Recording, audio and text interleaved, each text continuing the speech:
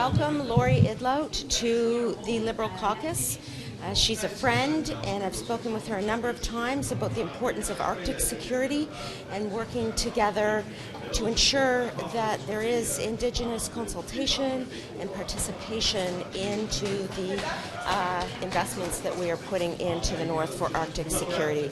As well as I spoke with the Foreign Minister of Bahrain this morning and confirmed that Canada will be co-sponsoring a resolution condemning the attacks against the Gulf countries.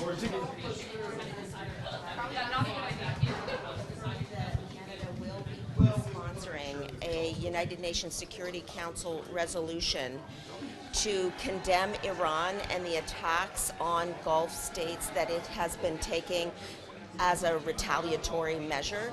Those are completely unacceptable attacks, and Canada joins a number of countries to condemn Iran, and we reiterate that Iran should never have a nuclear weapon. Thank you. What has changed since the 2024 order that is no longer a national security concern to have these TikTok offices in Canada? So when it comes to TikTok, obviously my statement is clear, and I think I would refer you to my statement. Pour les créateurs, qu'est-ce qui va changer? Est-ce qu'il va y avoir de la monétisation, par exemple, des comptes du Canada? Mais tel que indiqué dans ma déclaration, il va y avoir aussi des engagements de la part de TikTok dans l'investissement dans le milieu culturel. Ça va prendre forme de quelle manière? Ben, en fait, TikTok avait déjà soutenu différents créateurs. Donc, les engagements vont continuer, mais aussi on a augmenté les prérequis pour qu'ils augmentent leur financement de différentes institutions culturelles. Votre député, Mme Joly, vous approchez dangereusement d'une majorité. Est-ce que ça veut dire que le gouvernement va tenir en place encore 3 ans? On est très content d'accueillir notre nouvelle collègue du Nunavut. Vous savez, pour nous, comme gouvernement, la protection et les investissements dans l'Arctique sont extrêmement importants. Et donc, vous allez voir au cours des prochains jours, prochaines semaines, à quel point on accorde l'importance. Ça fait des années qu'on parle de la souveraineté de l'Arctique. Ça fait des années qu'on dit qu'on veut investir davantage pour protéger cette souveraineté-là et créer des emplois dans l'Arctique. Là, concrètement... OK. Guys, I'll just finish the French, OK? So, je vais finir. OK? Donc, pour nous, l'Arctique, c'est important. Puis en Arctique, qu'est-ce qu'on veut faire? C'est bien entendu, on veut protéger la souveraineté de l'Arctique, mais on veut créer des emplois pour les gens en Arctique. Puis, vous savez, on a présenté une politique étrangère sur l'Arctique, on a changé notre position au niveau international sur l'Arctique, et ça a toujours été une priorité. Mais là, le premier ministre a vraiment un plan de match pour l'Arctique et pour faire des investissements en infrastructure en Arctique. Alors, vous allez avoir plus d'informations sous peu, mais je pense que notre nouvelle collègue, justement, veut être capable de faire partie de ces grands investissements-là et justement de ces priorités-là, parce que c'est ça qui va faire vraiment, qui va avoir un impact essentiellement pour les gens de sa circonscription, qui est le Nunavut, qui est une immense partie de l'Arctique. And wait, I'll do the English, and then I'll... That was English. No, but I need to translate. Okay, so on that, the Arctic region is extremely important to our government. We changed our foreign policy. We created a new Arctic foreign policy some time ago, which was all about not only involving people in the Arctic, working with our allies, but also fundamentally investing in creating jobs in the Arctic. And so these are not only words, these will be actions. And you'll see the Prime Minister in the coming days and months showing how much this is an important region for Canada and for the world, and we're putting our money where our mouth is. I'm convinced that our new colleague from Nunavut wants to get involved and show how much this is a priority for her people and for her as well. And so we're very delighted that she's coming. Last question. Democratic to get to majority. How do you make sure those jobs actually go to people in the Arctic? Even the government in Nunavut right now is struggling with Inuit employment rates with its own jobs. Well, first and foremost, everything when it comes to the everything linked to the Arctic, it must be led by people in the Arctic, and that's been at the forefront of how we're dealing with the region.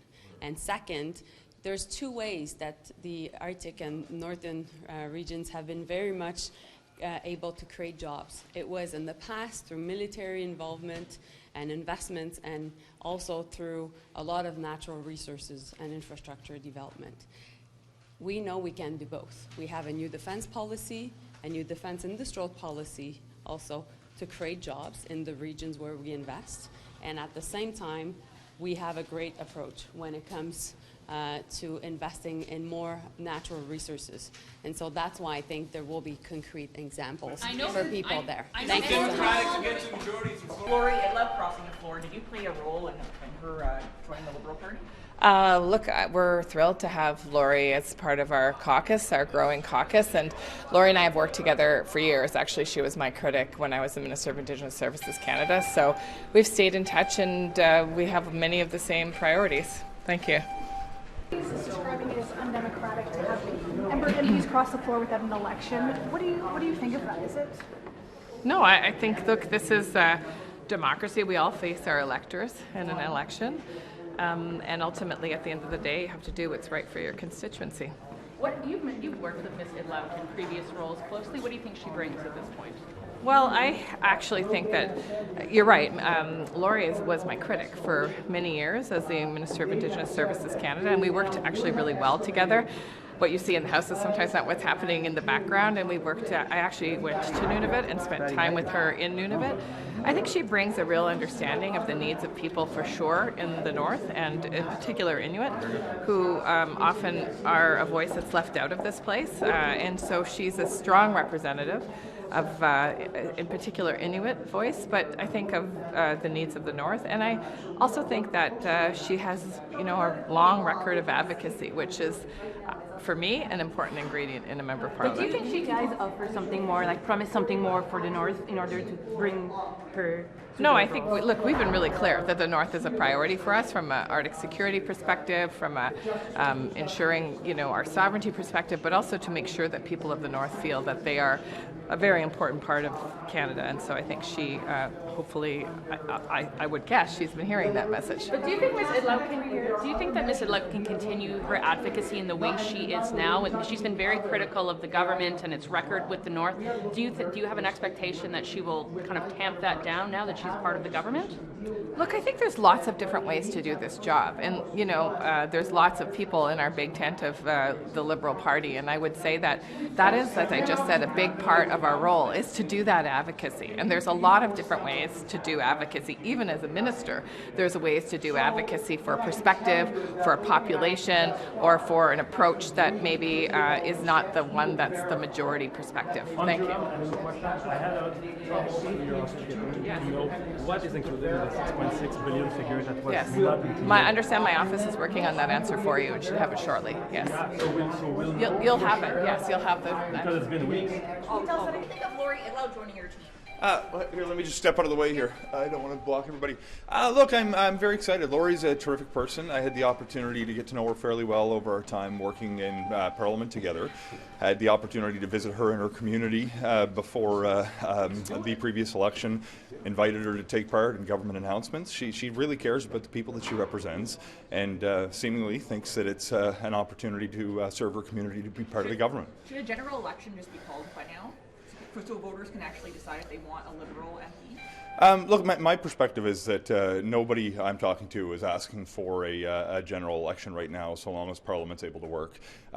Lori has the opportunity to make decisions as to how she can best serve her own community. She is a welcome member of the team.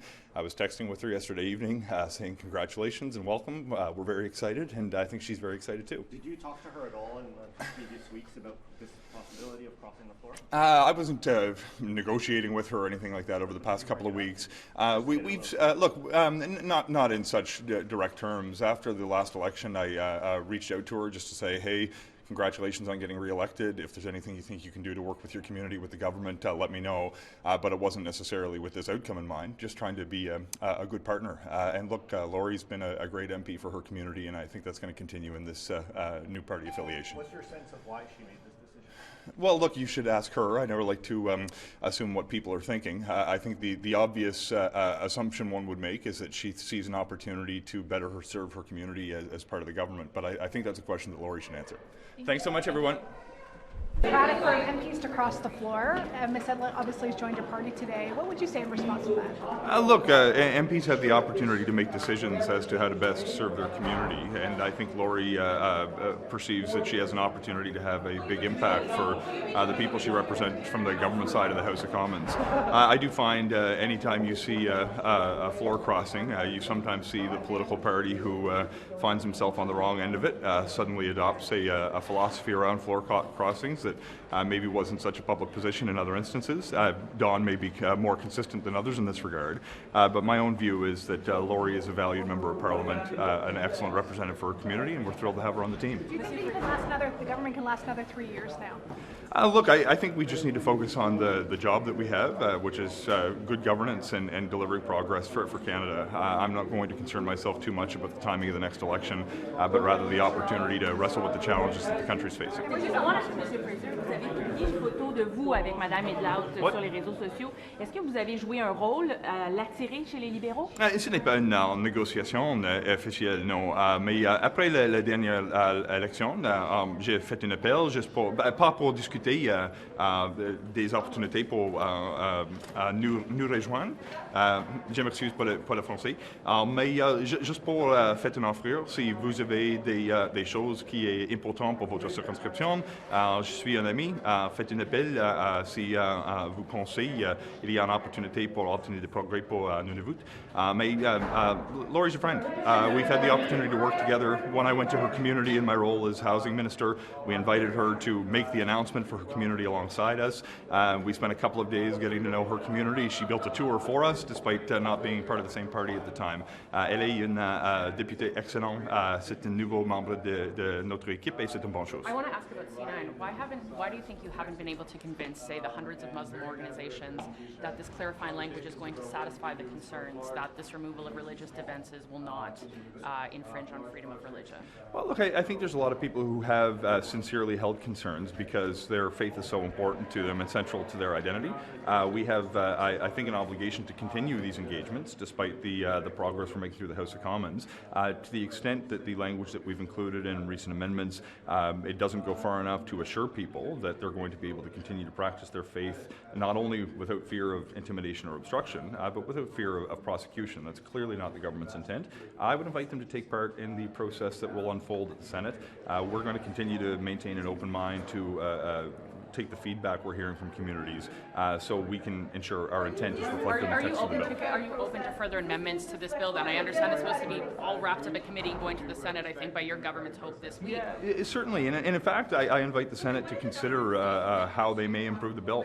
This is something that I've said since my first testimony at the committee, the Justice Committee, when I appeared. I actually believe in the role of Parliament here, and this is an enormous opportunity for the Senate to make a difference, should they see fit, to propose amendments. Clearly, the process on the House side of the Justice Committee had become dysfunctional, and I expect using the proposed amendments as a starting point, they can get this right. Would you be open to an amendment that reinstates these religious defenses if that continues to be the area or one of the main areas of consternation? If the Senate decided to put that clause back in or the House decided to, that would you be open to an amendment like that? Well, we want to make sure that we also maintain the support of a majority of members in the House of Commons. Obviously, in a minority context, we have a partner with the Bloc on this bill, given the vote yesterday in the House, and we want to maintain that opportunity to see the bill pass in its final form. So that will be part of the equation. Conservatives are offering an olive branch to basically say, if you go back to what you campaigned on during the campaign, we'd be able to support those. If you get rid of everything else in this bill, why not take up that option? Yeah, one thing that we heard loud and clear, for example, is the standalone crime of hate that would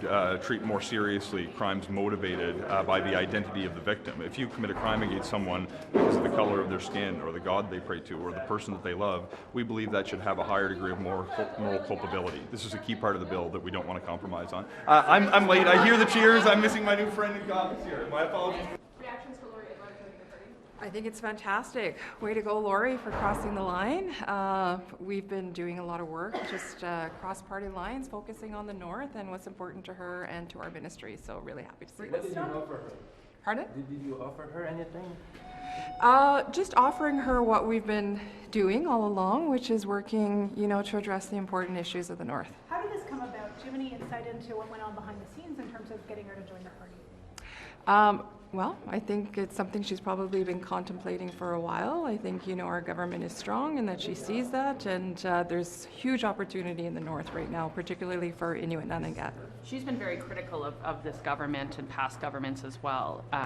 Do you expect her to, I guess, get in line and kind of hold back on some of that criticism, or do you think she is allowed to speak out about what her territory will need? I think Lori really understands what her territory needs, and that's why she's crossed over. Thank you. Est-ce que c'est correct, d'un point de vue démocratique, d'aller chercher une majorité en allant recruter dans d'autres partis? Ces gens-là sont élus sous une bannière quand même. Ce que vous voyez, c'est que je pense que ça représente un peu l'esprit qu'on voit au pays, c'est que les gens se rallient derrière le premier ministre Carney, les gens se rallient derrière l'agenda qu'on a mis de l'avant. Vous savez, on vit des moments uniques dans l'histoire mondiale et je pense que le plan qu'on a mis de l'avant pour la croissance économique, protéger les Canadiens, la souveraineté dans l'Arctique, évidemment, c'est le genre de choses qui interpellent mes collègues. J'ai dit, il y en a plusieurs qui se posent des questions, je pense, présentement, en disant, écoutez, c'est un agenda qui rallie les Canadiens, les sondages l'indiquent. Le monde veut faire affaire avec le Canada. On bâtit un Canada fort durant une période économique, une période géopolitique sans pareil.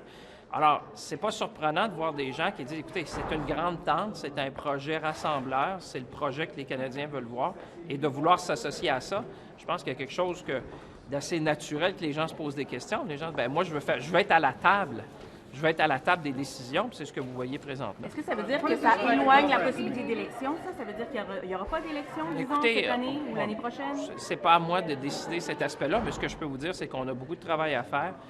Vous voyez les derniers changements qu'on a vus au niveau géopolitique, au niveau géoéconomique. On a beaucoup de travail. On avait une réunion du G7 avant-hier plutôt. Alors, nous, on s'affaire à positionner le Canada de façon enviable dans un environnement économique mondial qui est complexe et certainement incertain. Any thoughts on your new member, the new member of your caucus? Well, we'd say welcome. I think what I was saying is that obviously the plan that we have put forward to grow the economy, to empower Canadians, to protect our sovereignty is something that Canadians see themselves in. If you go across the country, people see that in these uncertain times, the geopolitics, geoeconomics of the world, you see more and more people rallying behind. And I'm not surprised to see colleagues which are doing soul searching and say, I want to be at the decision table. I want to be there because, if you just look at the polls, Canadians are behind the agenda we have put forward, the plan that we have proposed to Canadians. The world wants to be more engaged with Canadians. I always say strong at home, strategic abroad, and I think that's what you're seeing a number of people saying, I want to be part of that journey. What is the spike in oil prices? Disappointed. Any comment on Mr. Davies' disappointment? Listen, what I care about is what Canadians think. And Canadians want us to move forward and to engage constructively with everyone who wants to contribute. Many Canadians are knocking on the door saying, I want to be part of that story. They see the world as it is, and they understand that one of the best things is to rally together. This is a time for Canadians to come together, and that's what I think you're seeing across the nation. What do you say to Canadians who voted for an NDP MP who are now waking up today finding out that they've turned Liberal and might be upset about that? I respect, obviously, their views and emotions, but what I can say is that Canadians are rallying behind the plan that's being put forward by the government. And I would say many Canadians, you just go across the nation. I travel around the country and, people stop me and say, this is a time for us to come together. This is not a time for division. This is a time for all the ideas to be at the table. People are knocking on the door to say, how can I contribute? I want to be part of that journey where we position Canada for success in very uncertain times. So I would say be part of the journey with us, and we will represent you in the best possible way. What do you think the spike in oil prices means for the country's economy? Minister, what do you think of Lori Idlout crossing the floor and joining your team? Well, happy to have a new colleague. Is it really fair to get a majority through 4 crossings? Did you play any role at all in getting her to cross the floor?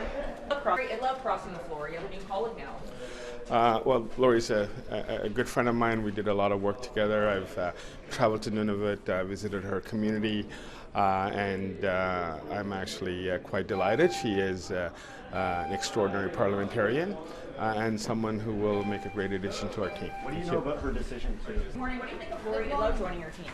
Oh, it's great. She'll be a wonderful addition, very strong advocate for the North and Arctic. So really excited.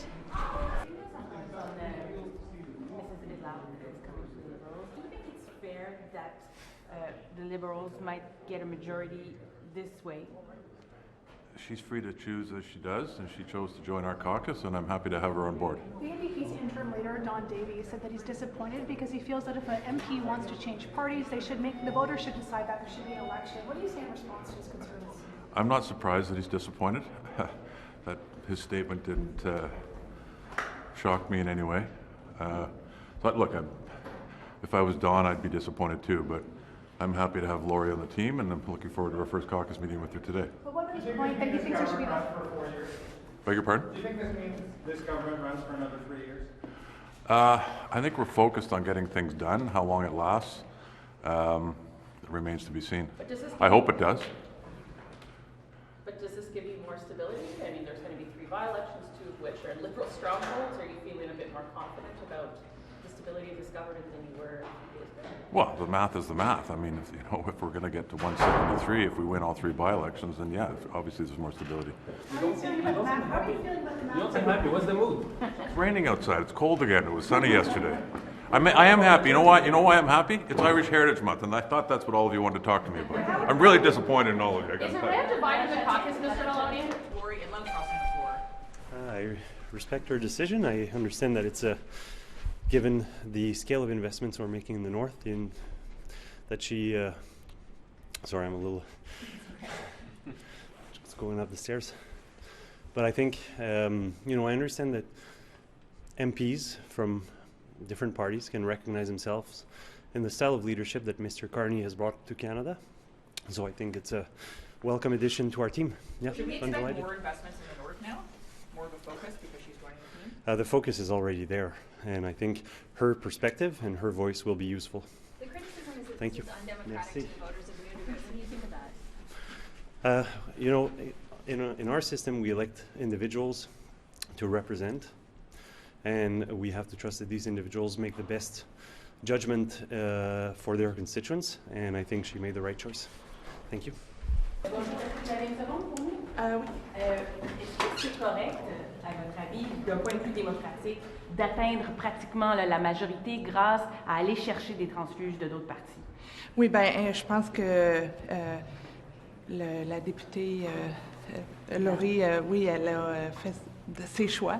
Ce sont des choix personnels et puis je pense que elle veut faire partie de la discussion pour ce qui se développe de manière absolument importante et stratégique et essentielle dans le Nord canadien. Merci. Vous dites que c'est une décision personnelle, mais reste que ces électeurs ont voté pour l'NDP, non? Tack will that have on your party? Well, the Prime Minister enjoyed the confidence of the House yesterday, and the Prime Minister enjoys the confidence of the House today. But we're looking forward to having another great colleague. What's your response to Canadians who say that he's manipulating this majority? He didn't win it. Mr. General, Don Davies said there should be an election if the MP wants to change parties. What do you say in response to that? Well, I'm really happy to have Lori Idlout join our caucus. I think it's reflective of the fact that the Prime Minister and our team have the ability to attract people of high quality with a tremendous degree of experience who are going to contribute meaningfully to the government. So I'll let Mr. Davies have his opinions, but today I'm focused on the fact that our team has grown. And I'll note, as the chair of the Prairie North Caucus, that we're now a baker's dozen, and that's 2 additions in the last couple of months, which for my region is a significant degree of contribution that we're going to be able to Do you think the make. government can last another 3 years now? Oh, I don't know the answer to that Peut-être question. en français, M. Claire. Oui. Est-ce que vous avez l'impression que c'est correct, d'un point de vue démocratique, d'atteindre une majorité comme ça en allant chercher des députés dans d'autres partis? C'est la décision d'une députée, qu'est-ce qu'ils veulent faire. Ils sont élus par les peuples canadiens, canadiennes, partout au pays. Alors aujourd'hui, je suis tellement content contente qu'on a un nouveau collègue comme président du caucus Prairie et Nord. C'est maintenant 13 députés qui nous joindront. Alors, c'est une région du pays qui est maintenant même plus fort dans le contexte du gouvernement. Et je suis tellement content que Lori va nous joindre. But what do you say to Canadians who will look and say, the Prime Minister's, the Liberals were elected to a minority. They were not elected to a majority government. They were not given these seats democratically when Canadians chose last year.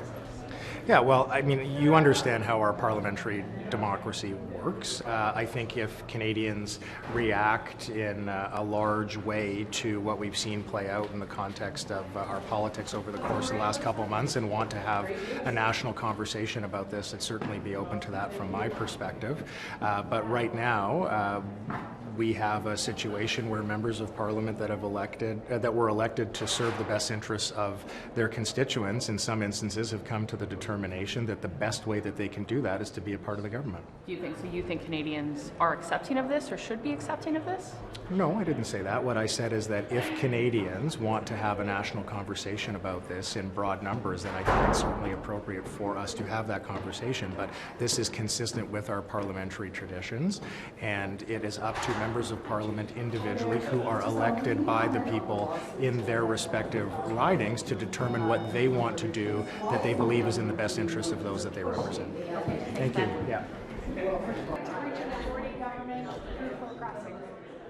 Well, people elect their MP. They don't actually vote technically for parties. They technically vote for the person in the riding. And look, I think at the end of the day, there are members of parliament who like what our government is doing, and they want to be here on this side at a really important moment in not just Canadian history, but world history. I mean, we're facing multiple crises right now, and I mean, I think what we're seeing is MPs who want to be part of the solution and not part of the problem. Do you think the government can last another 3 years now?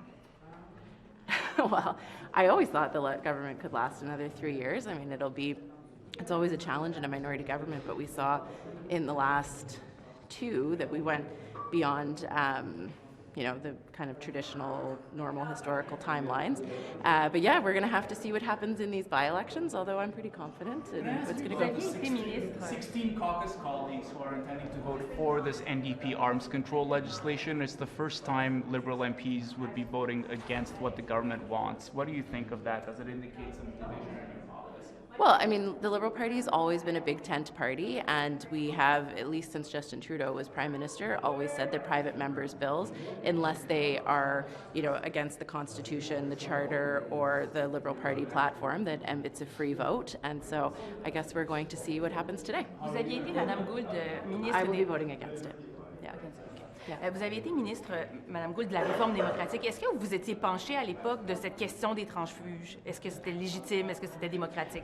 On n'a pas eu autant, alors c'était pas vraiment une question. C'est un peu anormal dans l'histoire canadienne. Comme il y a comme toujours un ou peut-être deux dans la durée d'un parlement, alors d'avoir 4 jusqu'à date, c'est un peu extraordinaire, mais comme j'ai dit en anglais, je crois que c'est un moment historique. Donc nous vivons au Canada, il y a plusieurs personnes, plusieurs députés qui veulent faire partie du solution et qui veulent vraiment travailler ensemble. Alors je crois que ça démontre que nous sommes une grande tente. Il y a d'espace pour des gens.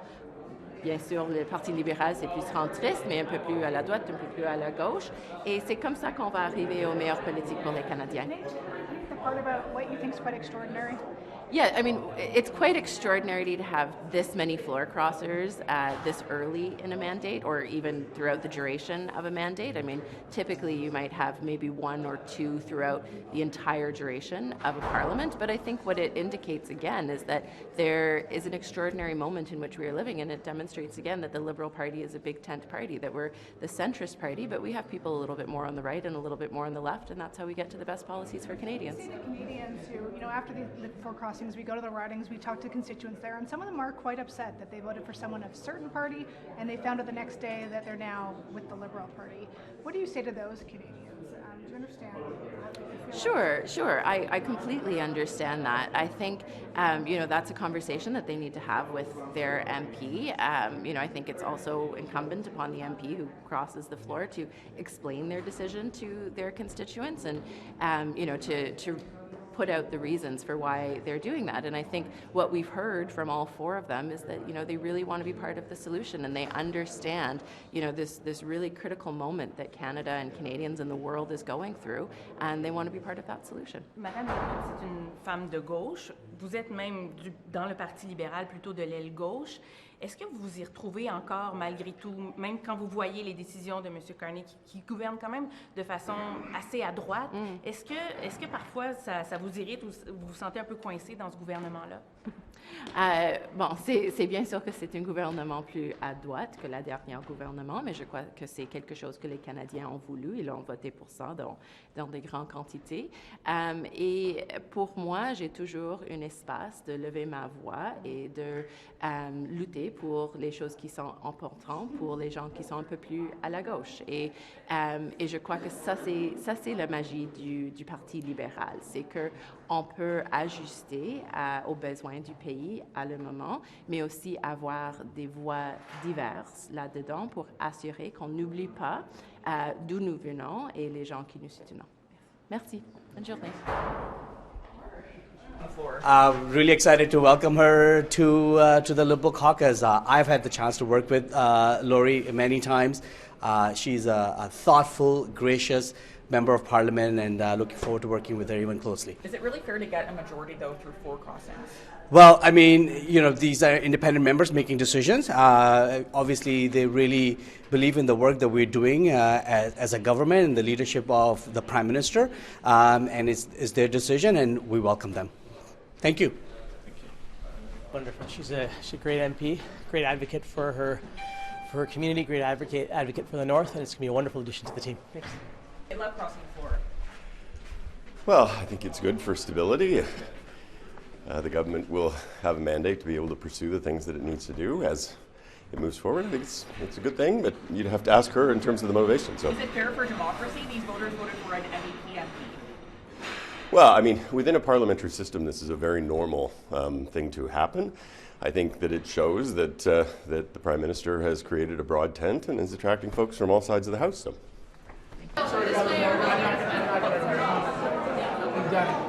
We welcome Lori. I think she'll be a great asset to our team, and we're looking forward to working with her. And so she's a great advocate for the North, and especially Nunavut, and I think she'll be a great positive asset for the government and the Liberal caucus. Yeah, but do you believe it's very democratic for the government to try to seek a majority? I know we are closer to the majority and there are still by-elections, but do you think it's very democratic? Well, I think people choose their own path. They're elected members of Parliament. They're allowed to choose the party they want, and I think her constituents have spoken to her, and she's chosen to work with the Liberal Party. Is the caucus supportive of this? Minister Miller, were you involved at all with recruiting Lori? Can you speak to that at all? Were you involved at all with recruiting Lori? Can you speak to that at all? No, not really. No? Do you know who was? If I did, I wouldn't tell you. What do you think about having her on your team? I like Lori. I mean, she's look. I think we have to worry less about who did what and said what, and more about why Lori moved over to the Liberal Party. I think Lori cares very much about Nunavut. I could hear that when I was in Iqaluit a couple of days ago. And it's not easy being an Indigenous member of Parliament. You get pulled in different directions, at least from what I can observe. So I would focus less on the reasons, but other than the people that she represents and the investments that the Prime Minister is committed to, I think were very important for the North, and that was felt. So that's my reflection on it, but I had nothing to do with it. What did they, when you were in Iqaluit, what did people tell you while you were there on Liberal investments? I think they're eager to see, I guess, the rubber hit the road. They're hyped about what some of the investments could look like, particularly some of the major investments. My role there is to support Indigenous arts and culture and language, so sometimes smaller envelopes, but very important for the identity of Inuit. So that is key. I think it's key to Lori as well. But I think people are excited to see the investments in the North that have been promised, and that's I think that factors into Lori's reflection. Are you going to have a cameo on North? I saw that they're filming when you were up there. Yeah, yes. I'm a cameo. I happen bizarrely to be very close friends with Zoe Hawkins, who's my Mohawk teacher. So there's a weird crossover there. So I wanted to kind of have a look at what that was like. It's pretty cool. The actors are super cool. So it's great to see that happen. Okay. Thanks. Up to 16 Liberal MPs voting with the NDP on that. What role is Canada playing in helping to stabilize global oil prices? So as you know, the IEA has proposed a 400 million barrel release from the strategic reserves. It's a global, prices are set globally. The way Canada can contribute is being a good supporter of this release. We are in active discussions with our industry about how to do that. We expect to say more in the next day or two, but what I want you to know is Canada will do its part to contribute to the world's supply. That will bring prices down for Canadians. That will keep prices affordable for Canadians. What are Canadian oil producers telling you when you're talking to them about this, and you said you're in conversation with them? What's the reaction been? Yeah, so again, Canadian producers want to do their part. There are a number of ways we can do that. We can potentially do that by because we're producing at capacity right now. We're doing our part in the world, but we can do more. We can delay taking downtime, for example. We can, for brief periods of time, peak production, which we're talking to suppliers about doing. We can ask refineries that are using imported oil to use more domestic oil. That will free up supplies in other places. So there's a number of things that we can do. These are things we've done in the past. As you may know, there have been releases before. The last one was in 2022. At that time, we did our part. We've always done our part. We believe in multilateral action. The IEA was set up for exactly this purpose, and we're going to do our part. Have other countries been calling you about Canadian oil? You mentioned that earlier a few weeks ago, I believe. Look, the world understands that Canada is a reliable supplier. We believe in multilateralism. We produce our oil in the most environmentally responsible way. In a world where reliable supplies are hard to find, Canada stands out, and so yes, we're getting calls all the time. Has Canada received requests from countries like India that has serious crisis? I'm going to let individual countries speak for themselves, but I can tell you we've heard from many countries. They are interested in our oil, they are interested in our LNG, they are interested in our LPG, they're interested in our uranium. What we're seeing today is energy security is national security. Our allies don't have national security right now. We have an opportunity to step up. That's why our Prime Minister is meeting with many of our allies. We have what they want. We can help contribute to a more stable world. Are any of the Arctic major projects going to be I guess, approved? Like, I'm just, given Lori has now crossed the floor, I'm wondering what that means for Arctic infrastructure and if anything had been mentioned to her. I'll let the Prime Minister's office speak to that. Thank you very much. Sorry, we have got to go. Do we have the infrastructure to shift oil supplies to different parts of the country? For instance, getting oil from Alberta to the East Coast, to Halifax, say? We have different solutions for doing that, yes. How? One of them would be rail. Thank you. We're just going Thank you. Thank you. 16 Liberal MPs supposedly are going to vote with the NDP on their arms control legislation. How do you feel about that?